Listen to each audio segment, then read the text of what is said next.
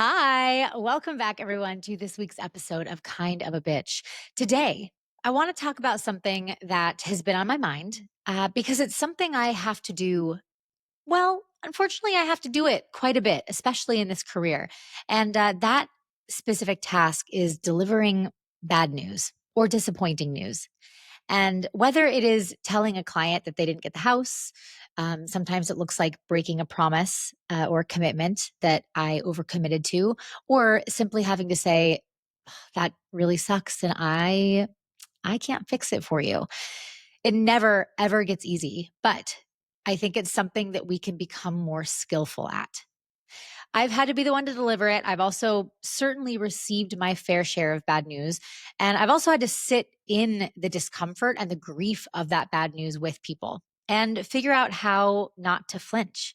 And what I've learned is there is an art to the delivery, and there's an art to what happens afterwards. So let's talk about both. One particular interaction that's been sticking with me recently is one that I had only at the time of this recording, only like a week ago. And I had been prepped that this could happen, but I was in charge of kind of confirming whether or not what we all suspected was the case. And that is, I was referred a client by someone who I know in another market, and my job was to discuss with the client the price of their home, the potential comps, the what I'm seeing in the market, and kind of figure out a game plan for whether or not they were going to list. Now, I know when I go over to somebody's house because they are looking at selling their home, it is fairly normal for people to they want something specific from me, and that is to hear what they want to hear. That is to hear how much money they're going to make, how high their home is going to be bid up, that they have to do no prep, and that everything is working out in their favor. And unfortunately, especially in a market like this, if you are a real estate agent or if you are familiar with the real estate industry, you know that right now it is a tough time for sellers and a tough time for some buyers, if I'm honest. So I went over to the house. I did my research the night before, and I already knew based on what the payoff amount was, meaning how much the client still owed on their loan, as well as the comps that I was pulling, that this was going to be a sticky situation, that this was not going to be what they wanted to hear. When I went over, I always start the same way. I want to give them an opportunity to talk to me about what they need, what they're thinking, what they have in mind. But ultimately, my job is to simply deliver the data, to deliver my recommendations, and then to hear them out. And when we started talking about the process itself, I said, okay, listen, let's sit down. I want to show you kind of what I'm seeing. Okay. I pulled out the comps. I showed them what was currently happening around them for the homes that are listed around them. I also pulled out their what's called a seller net proceeds, an estimated net proceeds, and that just shows them what they're going to get back for the home. And what was very clear from this data was that if they are to sell their house, the unicorn number, like the number that I am not confident we could get, even if we sold it at that unicorn number, they were going to end up paying a lot of money. And this was more money than they even put down on the house because they've only purchased the home recently, and truth be told, the value has dropped. Now, I was not the agent to help them purchase this home.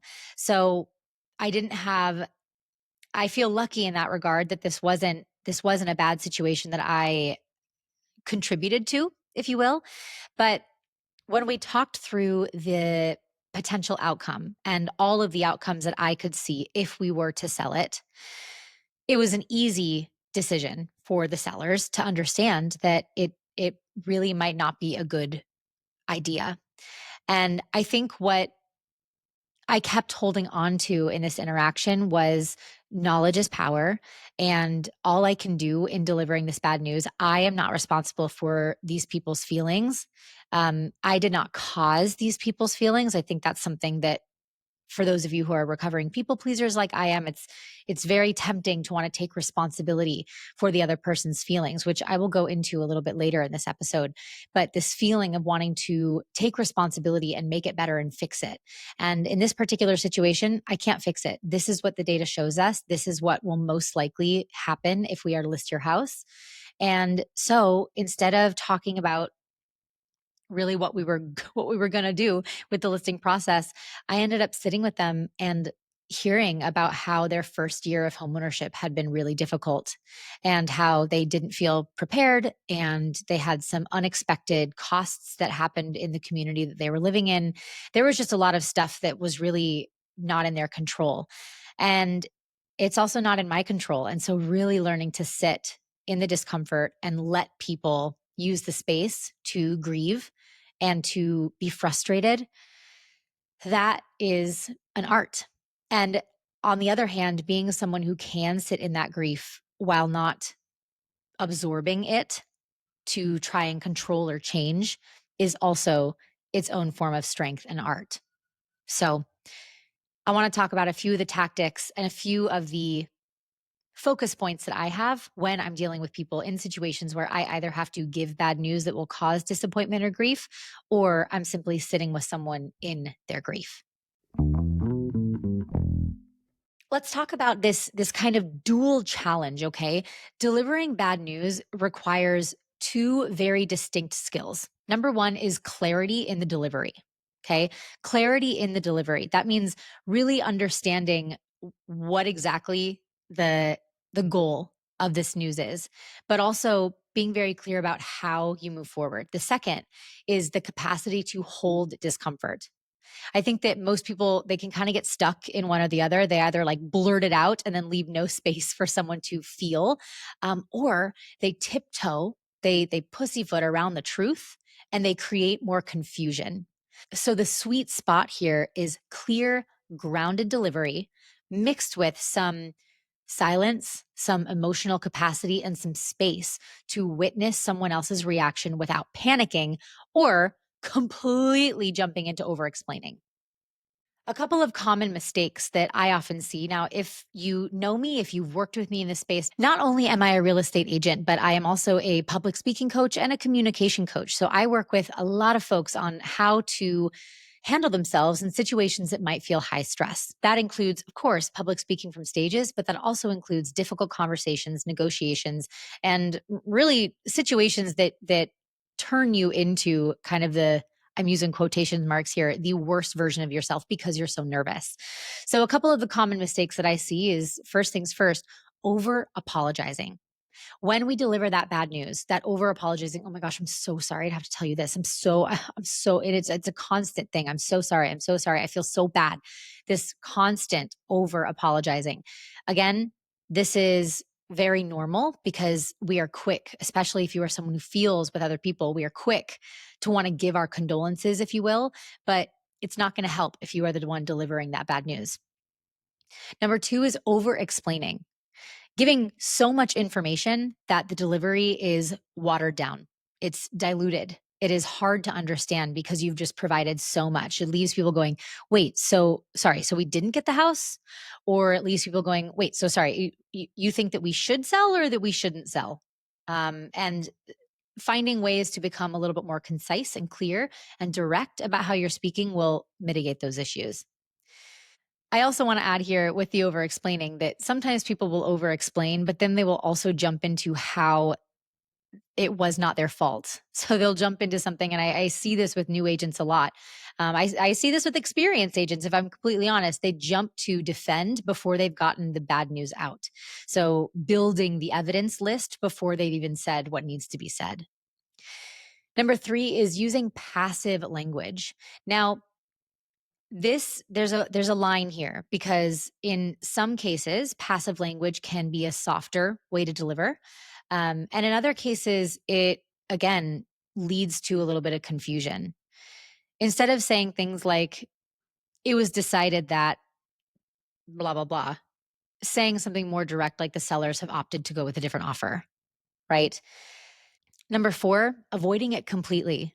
I believe that if you are delivering tricky news, having a tricky conversation, something that is not overtly positive, get on the phone. This is not something that should be delivered via text or via email if you can help it. Because again, tone and energy is very hard to read in those spaces. So unless you have a client who has expressly asked to be communicated to in writing, Difficult conversations, bad news should always be a phone call. And number 5, rushing the person through their feelings to feel better, right? Rushing them through, kind of moving past the tough stuff. Yeah, so it was really unfortunate actually. The sellers decided they were going to go with another offer, but honestly it's totally fine because we're going to find something better for you, right? Moving through the feelings before you've had time, before the other person has had time to sit with their sadness, even a breath. And the biggest one here is just it's that filling of the silence. If you say the hard thing and they go quiet, that is not your cue to panic. It's your cue to breathe. They just need a minute to absorb. It's your cue to breathe. Let's talk about this clarity thing. Team, I've said this so many times. Clarity is kindness. Clarity is kindness. Clarity is a gift. Yes, it might feel direct. And especially if you are still working to consolidate how you speak and downsize, I suppose I should say, the number of words you're using in your delivery, it can feel almost terse. If this is a new muscle for you, this kind of communication can feel not fluffy enough. You'll find your balance, right? You will find what works for you there. But I really do find that when people are uncomfortable, they tend to add more instead of stick to the basics. Clarity is a gift. It is not a threat, even if you feel uncomfortable when giving that kind of direct clarity. Clarity isn't cruel. But you know what is cruel is muddiness, is vagueness. When we are vague or indirect in an attempt to soften what is inevitably going to happen, we actually create more anxiety, more instability because people feel unsteady when they can't tell what's real. So I have a couple of swaps for you here.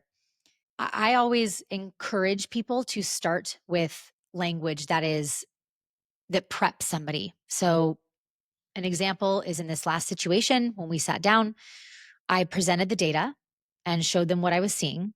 And before I pulled out the numbers, I said, I want to be really upfront. This is not the news that I would like to share with you. This is not the information you're going to want to hear. But I believe that us being really transparent is what is going to allow us to move forward with a successful plan. If we sell your home at the price point that I think we will most likely get for it based on the data, you are going to be spending upwards of $60,000 to get this thing sold. And then I stopped talking. Then I shut up because that is their opportunity to absorb and to receive the information. Yes, I had to sit there and watch their faces change. I had to watch them look at each other. I had to watch the disappointment happen. And yes, it's very easy to feel like that was my fault. And in some ways, it kind of is. But I have to remind myself that I am simply the messenger. I am simply the person delivering this news. And lucky for them, lucky for them, I happen to be very comfortable and calm in situations of discomfort after years and years and years of practice. So let's talk about a couple of swaps so that maybe you can feel somewhat similarly. Instead of saying things like, this is kind of awkward, right? Starting this way, try, this might be disappointing to hear, but I want to be direct. Just being very upfront. Another one, oh, it looks like things might not work out in our favor. No. We got the final answer and it's a no. Very clear, very direct. The delivery is still warm. And then last one, I hate to say this. I hate to say this. Here's what I need to let you know. There is something more direct. There is something more active and more forward moving. Something that I always notice when people are uncomfortable with delivering uncomfortable or disappointing news is they start to add in something that feels more about them. Ooh, I feel so bad saying this, honestly. Like, I wish this wasn't the news that I had. I just feel awful about it. And suddenly the other person feels like they have to comfort you before they even understand what the result is, right? And becoming someone who is okay with not expressing how you feel so that you can let the other person have their feelings, I think is highly important. The clearer you are, the more anchored the other person can be, the more grounded the other person can be. Now, delivery is not just tone, okay? Tone, yes, tone plays a huge part in all of this, and it always has. But it is the presence. It is your presence, how present you are in the situation. Your breath, your posture, your energy, all of this affects how the message lands, right? Finding an opportunity for yourself to calm your nervous system, to take a deep breath, to breathe all that stale air out before you walk into a situation that might feel a little bit uncomfy. In terms of posture, when we sit back and we pull ourselves away from the other person, it can come across as like you don't care. It can come across as pompous. It can come across as sort of apathetic. Yes, apathetic. It can come across as apathetic. So that forward sitting, leaning forward to say, listen, right? Have you ever listen, if you are my friend, if you are in this world, I know you have seen some episodes of couples therapy. I know you have. Orna, when she sits, she leans forward. She leans forward. She turns towards her people while she's talking to them. And she is probably the queen of sitting in uncomfortable conversations and situations. You move towards the discomfort so that the other person knows you are there for them. So leaning towards people to say, listen, I wish I had better news. This is not going to work out the way that you want it to. You know what I'm saying? It's a very different feeling than leaning back and saying like, yeah, so unfortunately I don't have good news. This isn't going to work out the way we want it to. It does not feel the same level of care and comfort and kindness. How grounded you are tells their nervous system, hey, I got you. You are safe with me, even in this disappointment. Do not over soften these situations to protect yourself. You are there to protect them from confusion.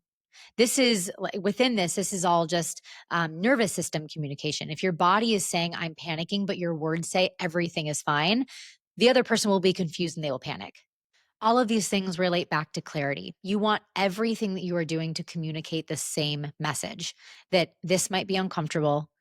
I know that you are hurting and I am here with you. I got you. You're safe, right? So, your breath, your posture, your energy, how grounded you are and calm you are, as well as not over softening or not.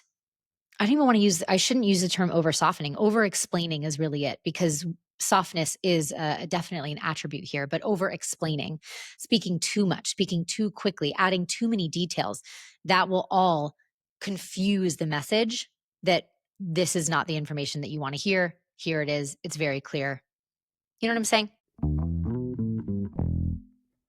So the simple framework that I am thinking about before I walk into these situations, and as I was driving, I mean, the unfortunate bit is I knew what I was walking into, and I don't think the agent who referred them to me did prep them, even though I'm pretty sure that agent was also uh, aware of the situation.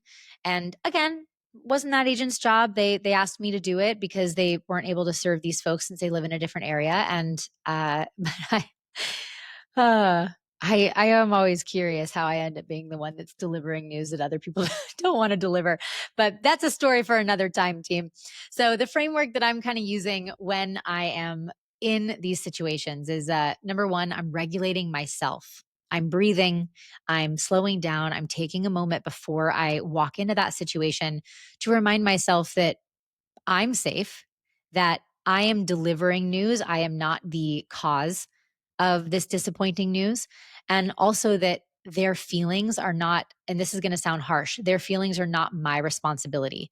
And when I heard that phrase, it always kind of irked me because I'm kind of like, well, yeah, but like you still want to care. It doesn't mean that you don't care. It just means that they are allowed to have their feelings and it doesn't mean they're angry at you.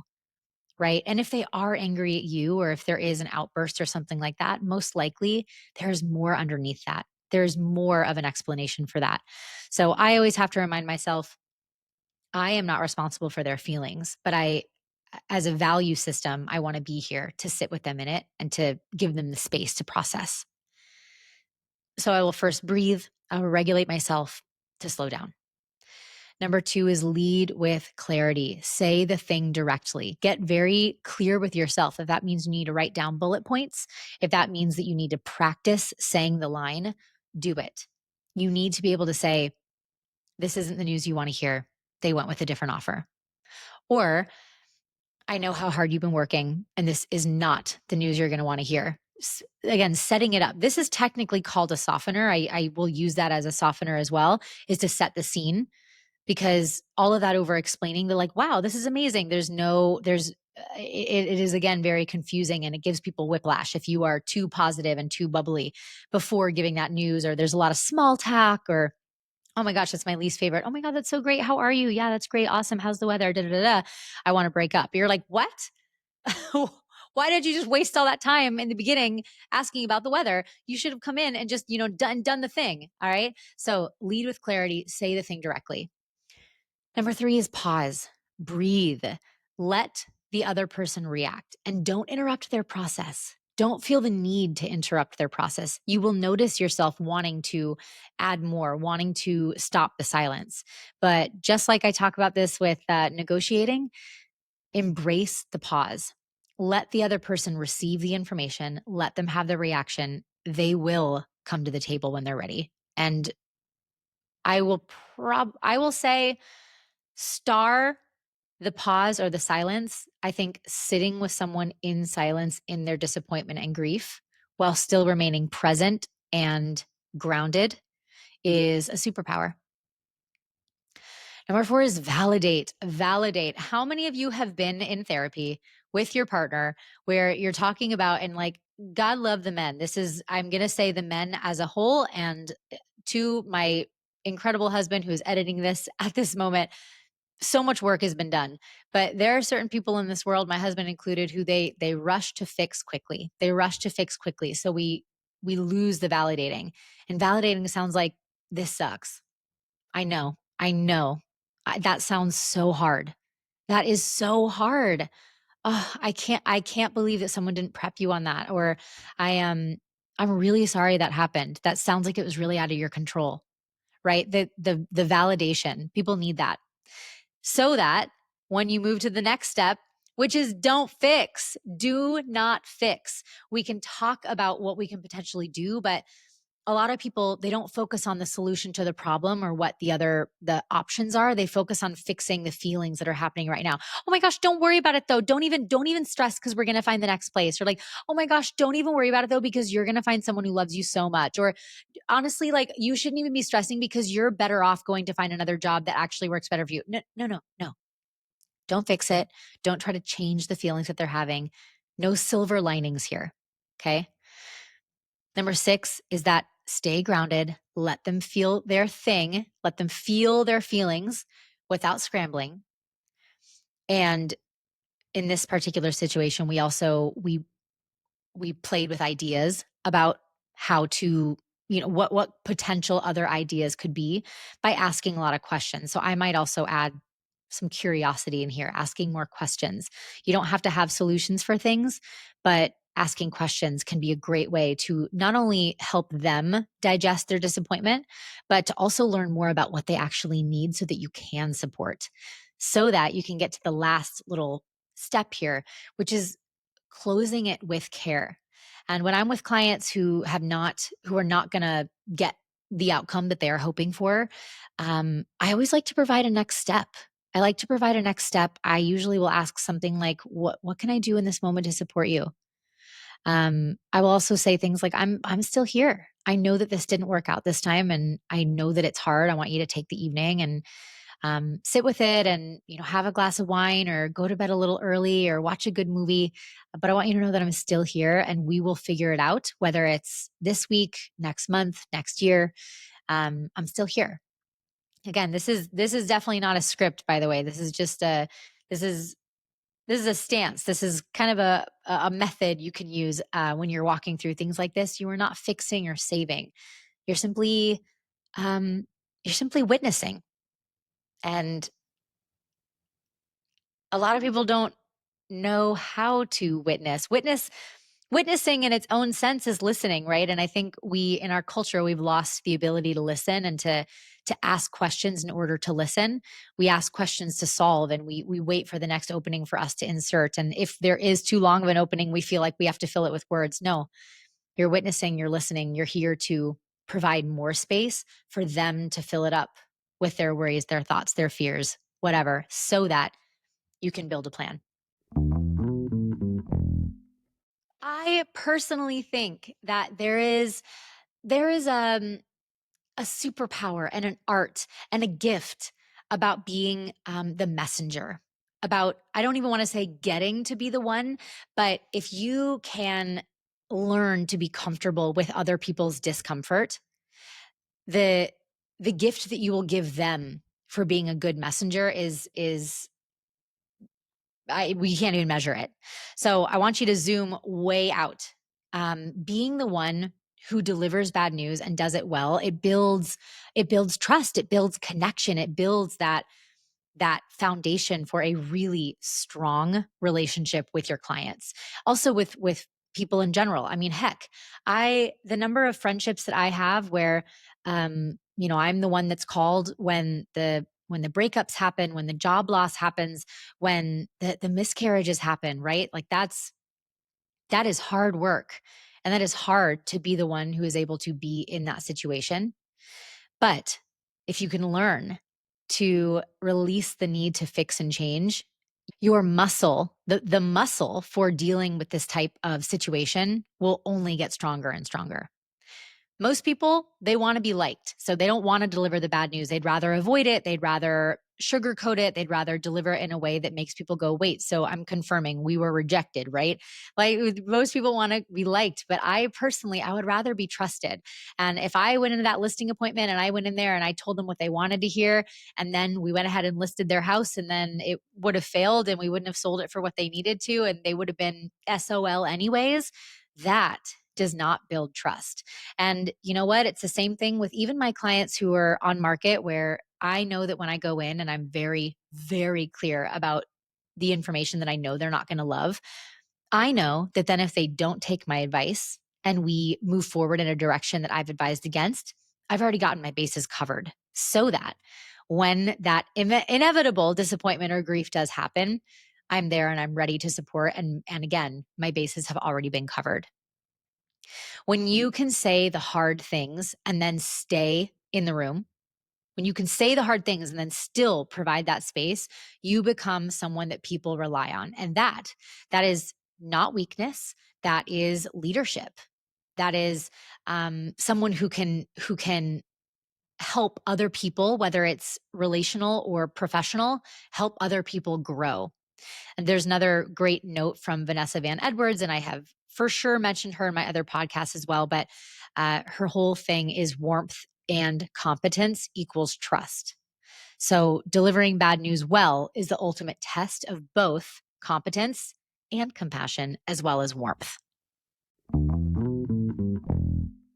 So, if you are going into a situation, if you are a professional, if you are a leader, if you are simply a good friend and you are about to go into a situation where you are either delivering bad news or you are holding space for someone who has just received bad news, I hope there's something in this that has stood out for you. The biggest pieces that I would always encourage folks to remember is, again, get as clear as possible with what the bad news is so that you don't need to fluff it up. Number two is, again, stay present and do not pull focus to yourself. Do not pull focus to yourself. It's really easy to want to relate to others by telling them about the time that you went through a grief or something that was difficult. But I can promise you the time to do that is not now. The time, what you need to be doing now is holding that space. The best thing you can do is let someone else receive that bad news, feel their grief, and be the person who sits with them in the discomfort. And then lastly, if you can, if you are someone in a business space, even a friend, I suppose, allowing your fix it to turn off, allowing your I need to fix this right now to turn off. And if the time comes after the silence, after the listening, after the question asking to provide ideas or discuss wants and needs or talk about a strategy for next time or potential solutions, then fantastic. But I think that always asking folks like how can I best support you? How can I show up for you? I know that this is tricky stuff, and what I'm going to do is I know that this is not a an even exchange for what you were hoping for. But I'm going to go ahead. This is what I just did. I'm going to contact XYZ person to get a little bit more information about this issue that you're having within your community. And we'll see if we can, I don't know, just find an additional resource for education so that you know how to move forward with that part of this problem. Okay. Does that sound okay? It's always going to be someone will almost always, when I'm out there doing this stuff, they will almost always message me or text me or email me afterwards and say, I just want to say thank you so much for being so honest with us. That's it. People want honesty. It builds trust. I would always rather be the person who delivers tough truths, hard truths, than the person who delivers gentle lies or soft lies. You know what I'm saying? So, if you're walking into one of those situations, I hope there's something in here that resonates. If you have been in a time recently that someone told you something hard, what about that delivery or that situation made you feel held? Or what about that situation made you feel hurt? Right? Finding out what you don't like can often help lead you to what you do like. And as I've said before, your magic will be other people's medicine. So if there's something um, that to you works really well, if you know there's something that really worked for you in a situation that you experienced, that will often be what the people who are pulled into your life, your clients, your friends, whoever, will also need. So taking that time to reflect to say, what about that delivery or what about that situation was really helpful or really hurtful, and see how you can implement it in your own life. And the next time you have to be the messenger, remember, clarity is kind. Delivery, powerful delivery, is leadership. And silence, the kind where you just kind of stay, that is sacred and magical. That is all I have for you today, everyone. Enjoy your day wherever and whenever you are listening, and I will talk to you next time. Bye.